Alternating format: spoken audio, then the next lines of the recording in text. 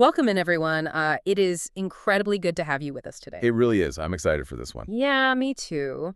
And if you are joining us for the first time, or if you've been a regular listener for years, you know exactly what the mission is here. We bypass the noise. Exactly. We take a stack of source material research articles or influential texts, and we completely bypass that surface level noise to pull out the foundational nuggets of insight. Getting right to the core. Right.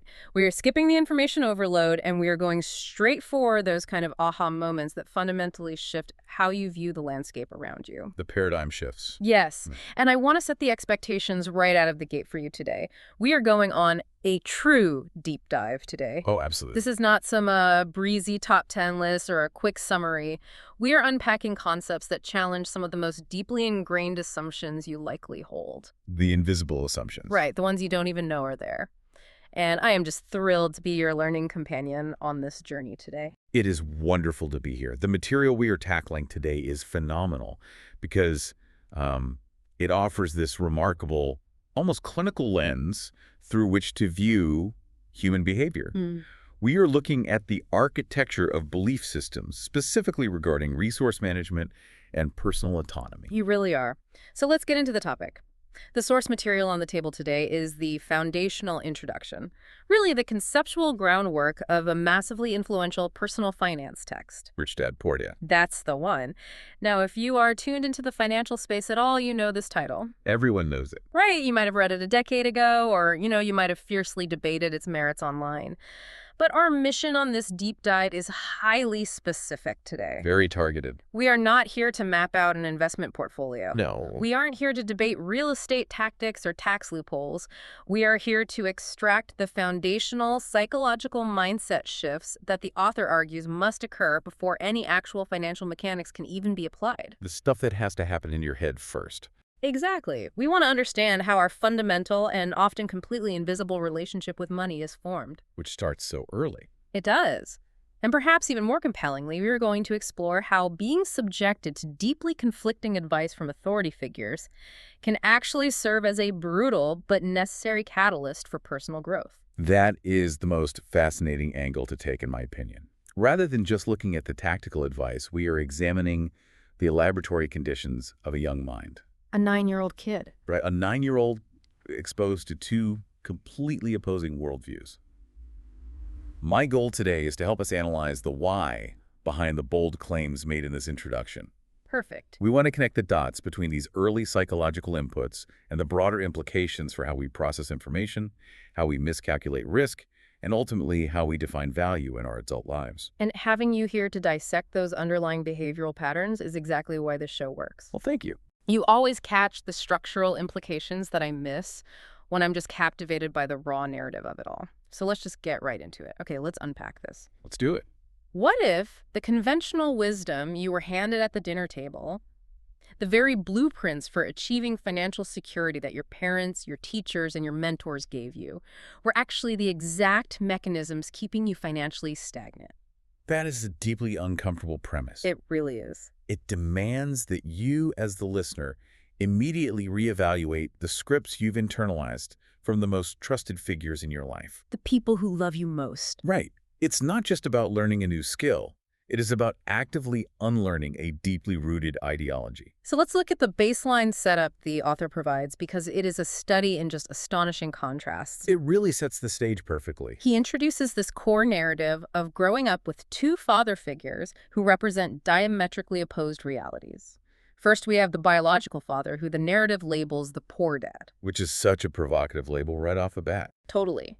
Because looking purely at the pedigree presented here, calling him poor, feels completely counterintuitive. It makes no sense on paper. On paper, this man is an absolute powerhouse. He is highly educated. He holds a PhD. Not just a PhD. Right. He completed a 4-year undergraduate degree in less than 2 years. Less than 2 years. When you think about the raw intellectual horsepower, the discipline and the sheer focus required to pull that off is staggering. It's incredible. It signals a complete mastery of the academic arena. Yeah. This is someone who doesn't just participate in the educational system. He dominates it. Yeah, he's not just getting by. Exactly. He understands how to absorb complex information and synthesize it and perform at the highest possible level within a highly structured environment. Right. And his trajectory doesn't stop there. He goes on to Stanford University, the University of Chicago, and Northwestern University for advanced studies. Elite institutions. Elite, and all on full financial scholarships. Wow. He builds a highly successful career, he works incredibly hard his entire life, and earns a very substantial income. A very high salary. Yeah.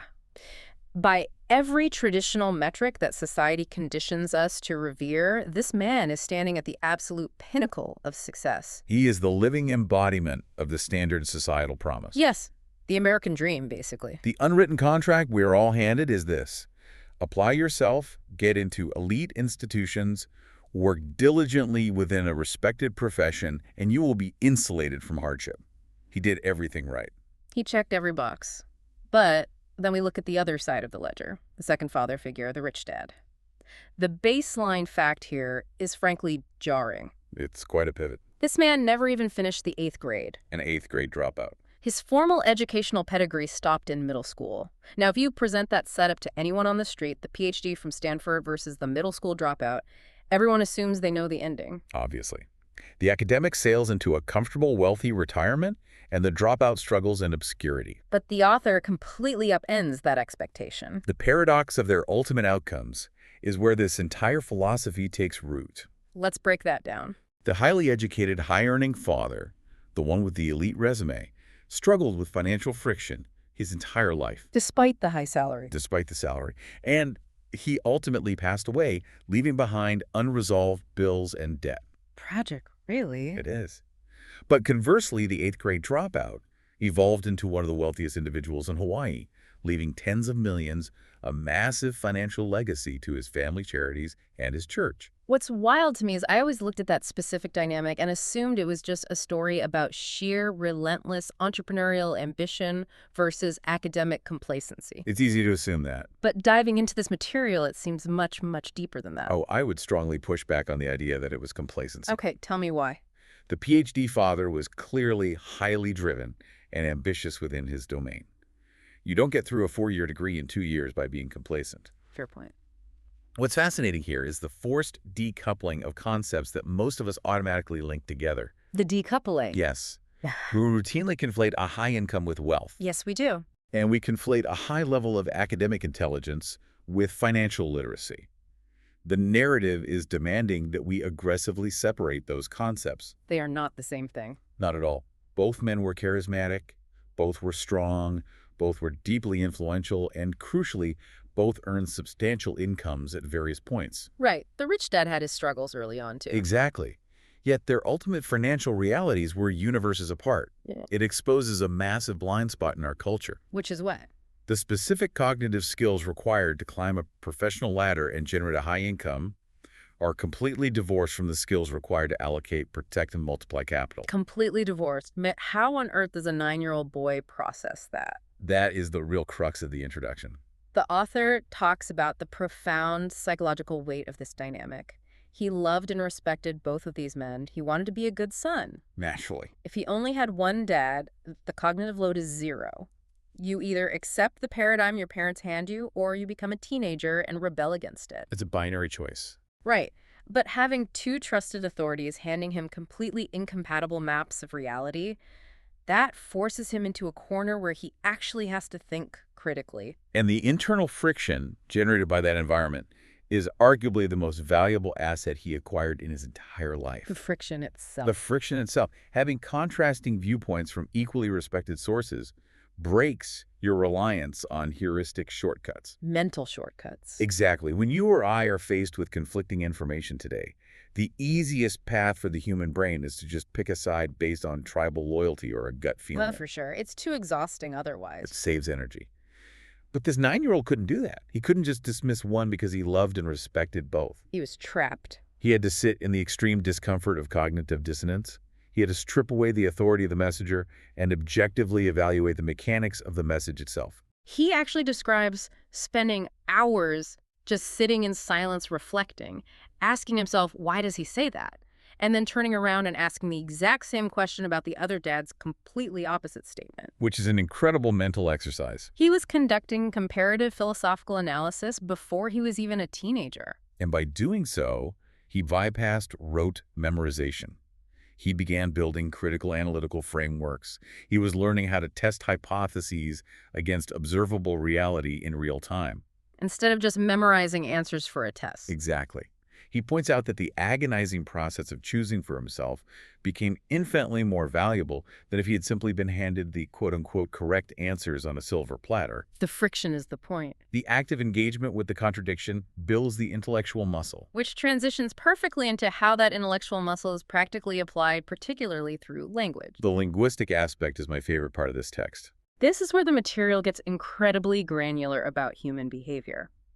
The author draws a stark contrast between the two fundamental operating systems these men utilize, starting with their baseline view of the nature of money. Their core worldview. Yes, the highly educated dad relied on a very common cultural trope. He would regularly say the love of money is the root of all evil. We've all heard that one. Constantly. But the other dad's core philosophy was inverted. He stated the lack of money is the root of all evil. That is a foundational schism right there. It dictates the entire subconscious trajectory of an individual's life. How so? Well, one perspective frames the pursuit of resources as an inherent moral failing, a corrupting influence that must be viewed with suspicion. Right. If you love it, you're evil. Exactly. The other frames poverty or the systemic lack of resources as the primary catalyst for desperation, crime, and human suffering. Which makes a lot of logical sense when you look at macroeconomics. It does, and these aren't just casual dinner table opinions, right? They are subconscious governors. Governors like on an engine. Precisely. If your internal narrative genuinely believes that acquiring money taints your moral standing, your brain will brilliantly and consistently sabotage your efforts to accumulate it. Just to protect your identity. Just to protect your self-image as a quote-unquote good person. That is wild. And we see that self-sabotage, or at least that mental conditioning, play out in the everyday vocabulary they used. There is this seemingly microscopic detail in the material that carries massive weight. The difference between a statement and a question. Yes. Whenever the family encountered something they desired but lacked the funds for, the highly educated dad had a reflex. He would state, I can't afford it. A definitive statement. But the entrepreneurial dad absolutely banned that phrase in his house. He demanded that instead of making that statement, you had to ask a question, how can I afford it? The linguistic pivot from a declarative statement to an interrogative question is profound, especially if we look at it through the lens of cognitive behavioral therapy or even basic neuroplasticity. Let's dig into that. Why is a statement so damaging? I can't afford it. It's terminal. It is a period at the end of a sentence. When you utter those words, you are signaling to your brain that the problem is unsolvable. It's out of your hands. It lets you off the hook. Hmm. The cognitive load drops to zero, and the mind essentially powers down. It is an act of intellectual surrender. You utter the phrase, you feel a momentary pang of disappointment, but the actual heavy lifting of problem solving is completely avoided. Because you've already declared the outcome. Wow. But forcing the phrase, how can I afford it, fundamentally changes the neurological response. Because it's a question. An open-ended question creates an open loop in the brain. Yeah. It forces the mind to scan the environment, evaluate resources, and generate potential solutions. It has to close the loop? Yes. And the author makes it clear that the goal wasn't to actually go out and fulfill every frivolous desire. Right, he wasn't saying buy every toy you want. No, the goal was the mandatory mental exercise. The analogy used here in the text is hitting the gym. The entrepreneurial dad viewed the human brain as the most powerful computer in existence. A muscle that needs training. Right. He believed that every time you asked how you were adding a weight to the bar and doing a mental rep, the stronger the brain got, the more wealth it could generate. It's conditioning. So under the exact same financial stress, one man is essentially putting his brain to sleep and the other is forcing his brain into high-intensity interval training. And if you compound that daily habit over decades, the divergence in outcomes becomes inevitable. Over 30 years, that's thousands of mental reps. Exactly. Much like physical atrophy, if you continually decline to exercise your financial creativity, it withers. It just wastes away. The highly educated father possessed immense intellectual capability. You don't get through Stanford without it. But he allowed his financial intellect to atrophy through his language. He was intellectually rigorous, but financially passive. Here's where it gets really interesting, though. There is a moment described that pushes this concept to its absolute limit. The major setback. Yeah. The entrepreneurial dad suffered a massive, catastrophic financial setback at one point in his journey. He was entirely flat broke. Zero liquidity. But even while navigating that absolute zero, he relentlessly continued to refer to himself as a rich man. He would say things to the effect of, "I'm a rich man and rich people don't do this." This is where we have to separate circumstance from identity.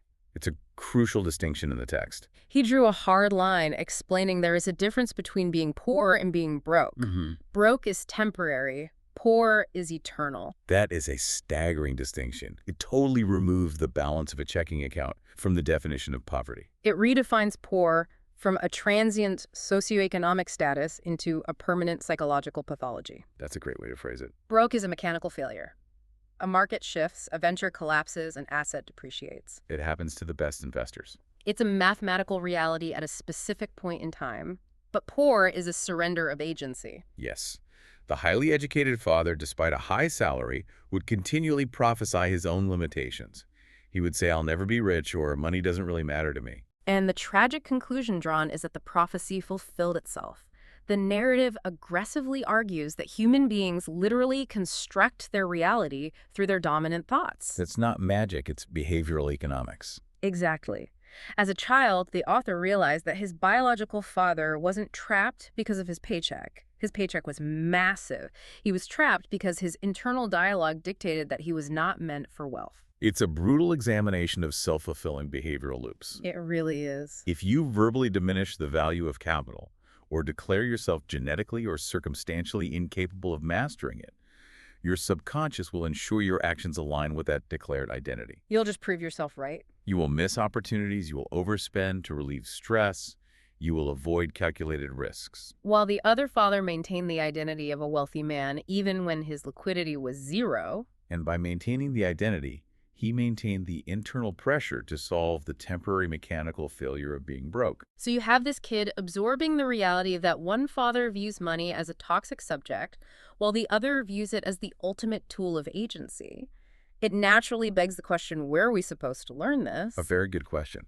If the biological father, with all his degrees, has a toxic relationship with money, what does that say about the educational system? It exposes a massive gaping hole. Which leads into the macro critique presented in the material regarding the educational void and the impending societal crises. The author points out a fascinating cultural difference here. The biological father enforced a strict dinner table taboo. No talking about money while eating. Right. You do not discuss money, business, or finances at the dinner table. It was rude. Vulgar, even. But the other father used the dinner table as a boardroom. He mandated discussions about economics deals and strategy while they ate. This points to a massive structural blind spot for society. The material forces us to ask, where are the mechanics of money actually taught? Really, where? It asserts that financial literacy is entirely relegated to the home environment. The formal educational system completely abdicates this responsibility. You just don't touch it. And if it's considered vulgar to discuss at home, or if the parents themselves are operating with a flawed financial paradigm, the child inherits a vacuum. The only script most parents have to offer is stay in school, get good grades, find a safe job. Which is a script optimized for the industrial age, not the information age. It's outdated hardware. The tragedy outlined here is that a student can excel, graduate at the top of their class, master complex calculus or constitutional law, and enter the world with the exact same flawed financial programming as a high school dropout. Because the entire scholastic apparatus is designed to produce specialized employees. Yes. It focuses strictly on scholastic and professional skills, but intentionally omits financial skills. If we connect this to the bigger picture, consider the paradox of the modern high-income earner. Why do we consistently see brilliant surgeons, high-powered attorneys, and corporate executives, people who have conquered incredibly rigorous professional hierarchies, living paycheck to paycheck, drowning in lifestyle inflation? You see it all the time. The doctor with the massive mortgage who can't actually afford to take a month off. Exactly. It's because their financial programming was never upgraded. They spent 20 years learning how to generate income for a hospital or a law firm, but 0 hours learning how to capture, protect, and multiply that income for themselves. So they have incredible professional software, but terrible financial software. They are sophisticated professionals with infantile financial software. And the author doesn't just leave this as a personal tragedy for the doctor or the lawyer. He scales this observation up to the highest levels of global leadership. This is where the critique gets really sharp. He makes the provocative claim that our staggering, seemingly insurmountable national debt is largely driven by the fact that we have highly educated politicians and bureaucrats making massive macroeconomic decisions with absolutely zero practical training in the realities of money. It is a logical, albeit terrifying extrapolation. It really is. If the people managing the central banks and drafting fiscal policy are products of the exact same educational system that failed to teach the surgeon how to balance a personal sheet, why would we expect macroeconomic stability? We shouldn't. The argument is that these leaders understand political maneuvering and theoretical policy, but they are fundamentally operating with the poor dad paradigm. Meaning they view debt as a tool for immediate consumption rather than a liability. Yes, and viewing higher taxes as the only mechanism for problem solving. He practically issues a prophetic warning about the systemic fragility this creates. He asks what the end game is when tens of millions of people reach retirement age and require immense financial and medical assistance. Which is happening right now. Right. What happens to the social fabric when massive entitlement programs like Medicare and Social Security face insolvency? How does a nation maintain stability if the responsibility of teaching financial survival is left to a generation of parents who are themselves drowning in debt? It describes a cascading systemic failure. The domino effect. If the schools ignore it and the parents don't possess the knowledge, the subsequent generation defaults to relying on the state for security. But the state is broke. Exactly. But if the state is managed by individuals who also lack fundamental financial mechanics, the state relies on deficit spending, which debases the currency, which further impoverishes the citizenry. It's a vicious cycle. The material elevates financial literacy from a tool for personal luxury to an absolute prerequisite for national survival. I have to pause here and ask you, the listener, to do a quick audit of your own experience. Have you ever felt that specific sinking realization? Maybe it was the first time you sat down to negotiate a mortgage or tried to decipher a prospectus for a 401k or tried to understand why your massive tax bill was so high. It's an overwhelming feeling. Did you ever look around and think, I spent 16 years in classrooms. I memorized the periodic table. I read Shakespeare. But no one ever spent 5 minutes explaining how compound interest or capital gains actually function. If that resonates, you are feeling the exact void this material is identifying? Exactly. Acknowledging that the void exists is the mandatory first step. The subsequent, much harder step is the active deconstruction of the false beliefs that currently occupy that space in your mind. Unlearning is harder than learning. It really is. And that brings us to the core of this deep dive. The material presents these rapid-fire, completely opposing viewpoints between the two fathers.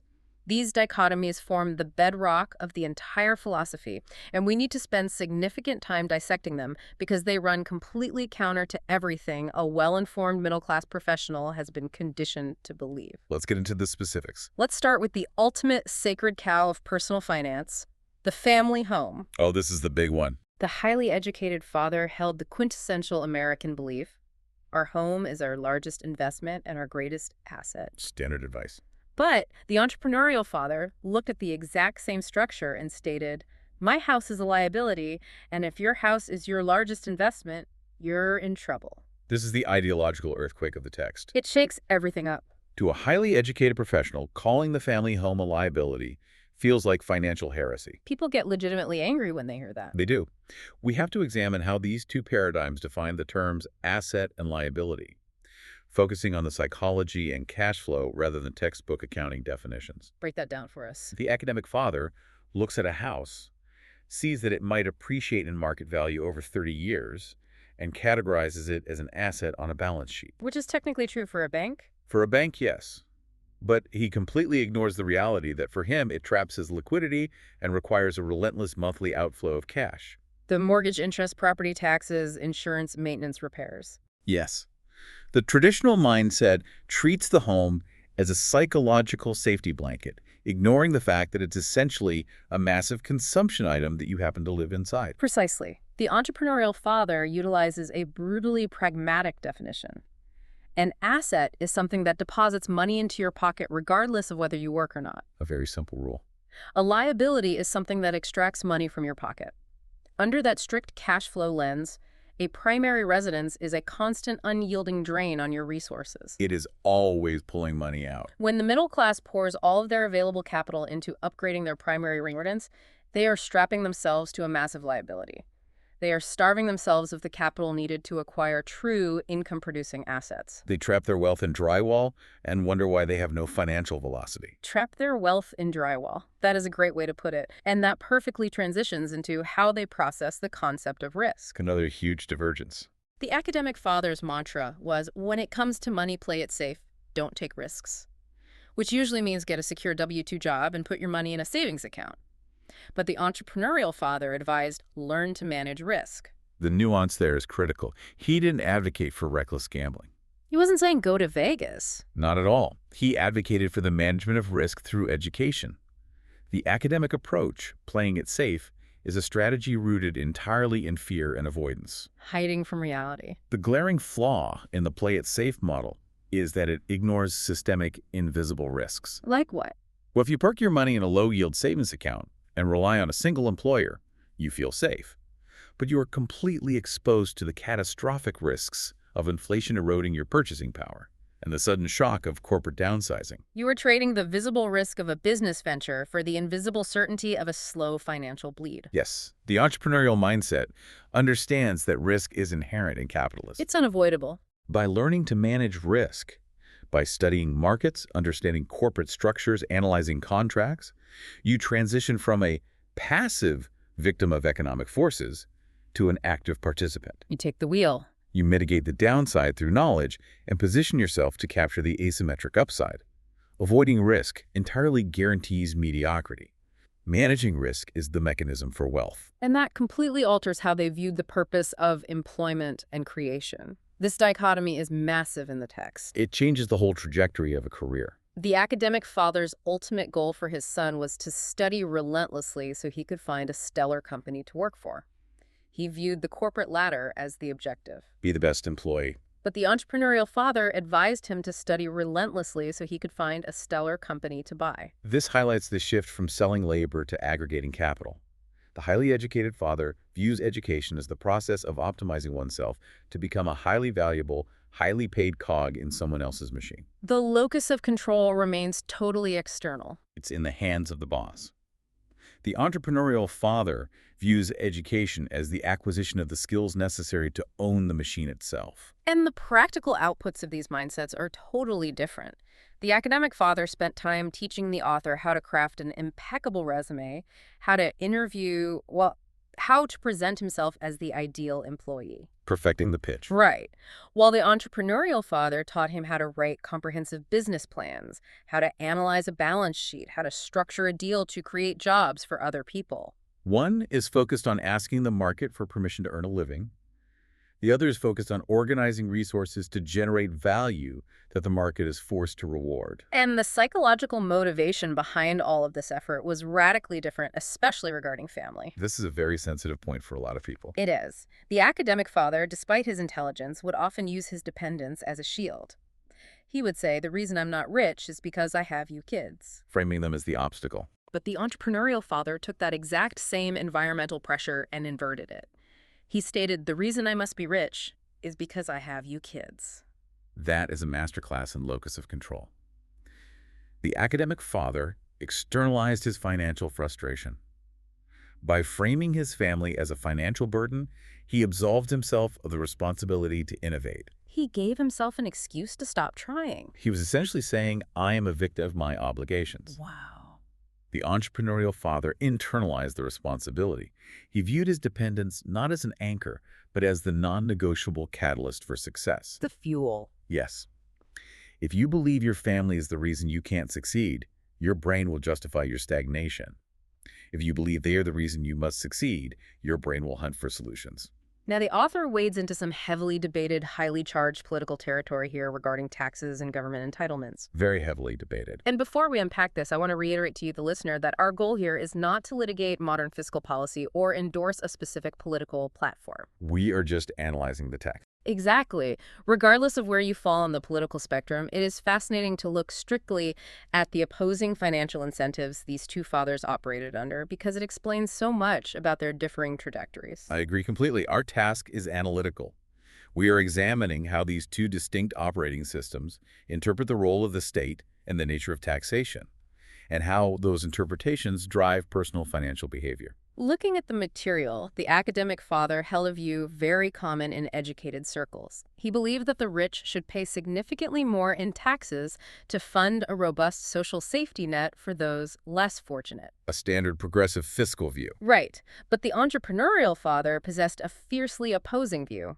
He argued taxes punish those who produce and reward those who don't produce. Analytically, we are looking at two contrasting views of incentive structures. How so? The academic father views wealth as a collective resource that the state should redistribute to ensure societal baseline stability. He trusts the institution. The entrepreneurial father views the tax code strictly through the lens of behavioral economics.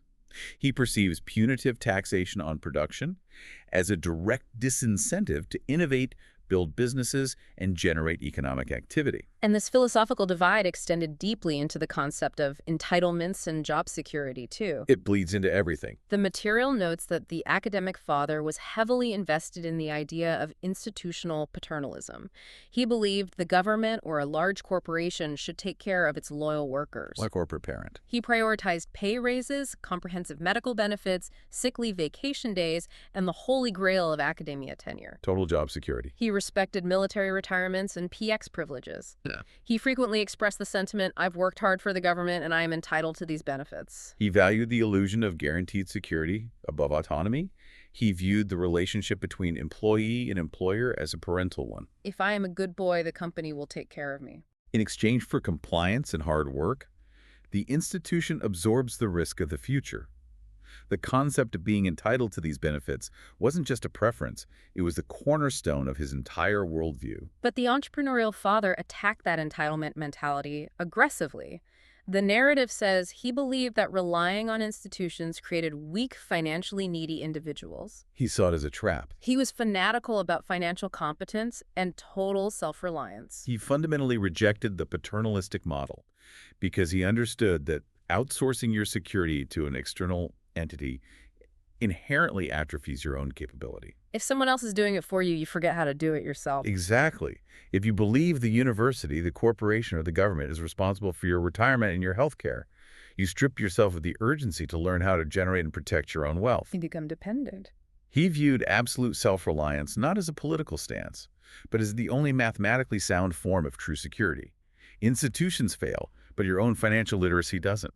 Let's examine one final, highly practical dichotomy before we move to the resolution of the story: the bills. This one is brilliant. The narrative explicitly points out that both fathers were honorable men who paid their bills on time. They weren't dodging creditors. Right, but the sequencing was the differentiator. The academic father paid his bills first. The entrepreneurial father paid his bills last. This concept, paying yourself first versus paying yourself last, is a brilliant manipulation of psychological pressure. Break the mechanics of that down for us. Mechanically, when the academic father receives capital, he prioritizes the demands of everyone else, the utility company, the mortgage servicer, the credit card issuer. He lines them all up and pays them. He is feeding everyone else's asset column. If there is anything left over, which there rarely is, it belongs to him. He pays the world and starves himself. Exactly. The entrepreneurial father inverts the sequence. By paying his bills last, he is mandating that his own investments, his own asset column, receives the capital first. But what if he runs out of money for the bills? That's the genius here. It's the psychological pressure cooker it creates. If he invests his money first and then realizes he lacks the liquidity to pay his taxes or his mortgage at the end of the month, he doesn't liquidate his assets to pay them. What does he do? Instead, he allows the massive external pressure of those impending bills to force his brain to wake up. The pressure forces him to innovate. He has to go out and generate new income to cover the spread. Yes. He uses the fear of the creditors as a motivational tool to expand his means rather than just living below his means. It connects directly back to, how can I afford it? The pressure forces the mental workout. It's an incredibly aggressive way to live, but you can see how it builds resilience. It creates a financial athlete. Which brings us to the culmination of this foundational setup: the final choice and the 30-year education. We have this 9-year-old boy suspended between these two massive gravitational pulls. Two immense forces. And he finally has to make a definitive choice.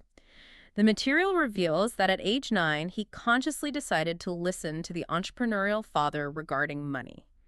He actively, intentionally chose not to listen to his biological father, the man with all the degrees and the societal prestige. This raises an important question.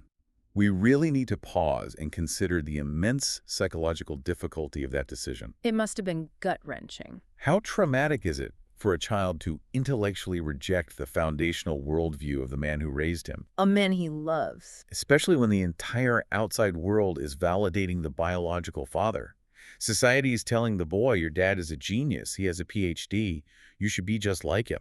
Follow in his footsteps. The author admits this was an incredibly painful decision.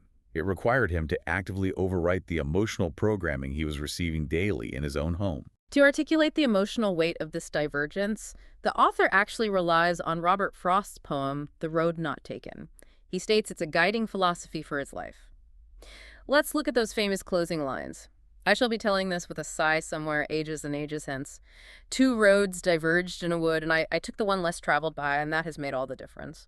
The integration of Frost's poetry perfectly captures the isolation of his choice. It really does. The path of the academic father, the pursuit of the elite degree, the safe corporate job, the reliance on pensions and tenure, is the heavily paved, well-lit highway that society urges everyone to travel. Everyone is on that road. The path of the entrepreneurial father, viewing the home as a liability, welcoming calculated risk-rejecting entitlements, prioritizing self-reliance, is deeply unconventional. It's terrifying to most people. It is the road less traveled. It invites criticism from peers.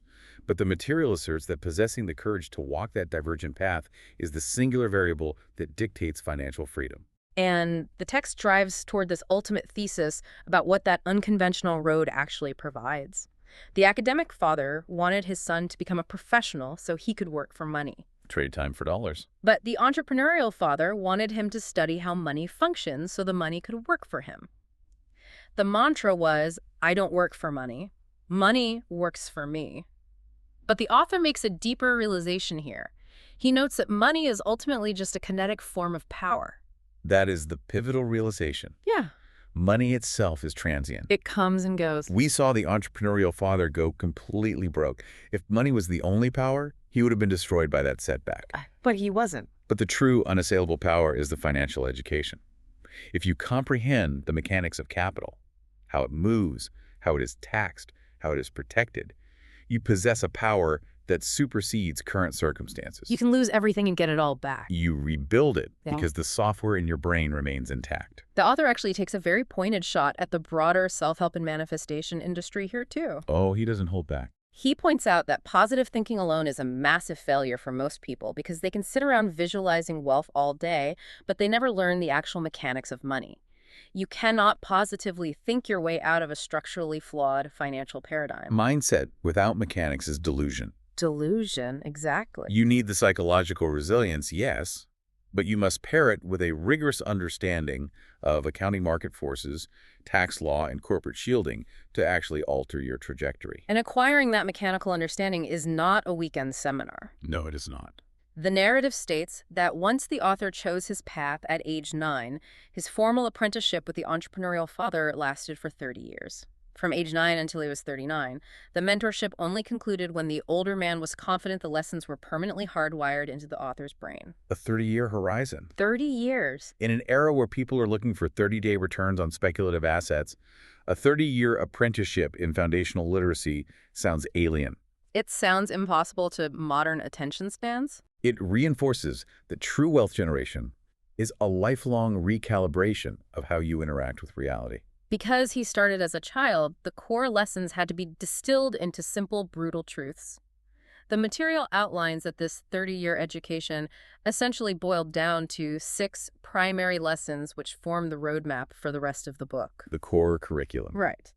Lesson 1, the rich don't work for money. Lesson 2, why teach financial literacy. Lesson 3, mind your own business. Lesson 4, the history of taxes and the power of corporations. Lesson 5, the rich invent money. And Lesson 6, work to learn, don't work for money. It's a profound list. And Kiyosaki frames these not as a get-rich-quick checklist, but as navigational guideposts to help a person survive and thrive in a macroeconomic environment that is becoming increasingly volatile and unforgiving. So what does this all mean? They're the tools required to navigate the road less traveled. The survival kit. This entire introduction we've analyzed serves as the necessary demolition work. You have to clear away the brush of the poor dad paradigm. You have to unlearn it. The reliance on degrees, the fear of risk, the linguistic laziness of "I can't afford it." All of that has to go before you can effectively absorb those 6 lessons. This exploration has been absolutely phenomenal. I want to thank you for dissecting the profound psychological and behavioral frameworks hidden inside what many people mistake for a simple story about two dads. The pleasure was entirely mine. It's a text that continually forces you to audit your own blind spots. It truly does. And as we conclude this deep dive, I want to leave you, the listener, with a new angle to consider building on everything we've just unpacked. A final thought. If, as the text argues, broke is temporary but poor is eternal, and the words you use literally wire your brain for wealth or mental laziness, what unconscious financial scripts are you currently repeating to yourself right now? What's your internal dialogue? Are the phrases you use at your own dinner table statements that shut your brain down, or are they questions that are forcing your mind to grow? We discussed how true financial power requires a patient 30-year education in the mechanics of money, a discipline of managing risk, and a rejection of the quick fix. It takes time. Look around today at the massive explosion of gamified investing apps on our phones. Platforms that shoot off digital confetti when you execute a trade. Platforms that make options trading as easy as ordering a pizza. It's frictionless. Are these modern tools finally democratizing the financial education the rich dad championed? Or by removing all friction and making investing feel like a dopamine-driven video game, are we actually just supercharging the poor dad mentality, turning the stock market into a casino for people who never learned the fundamental mechanics of capital? That is a terrifying thought. How does the speed of modern technology help or completely destroy the mental discipline required to truly build wealth? Something heavy to chew on. Thank you for joining us on this deep dive. Keep interrogating your own assumptions, keep looking for the structural truth behind the noise, and keep exercising your mind. We will see you next time.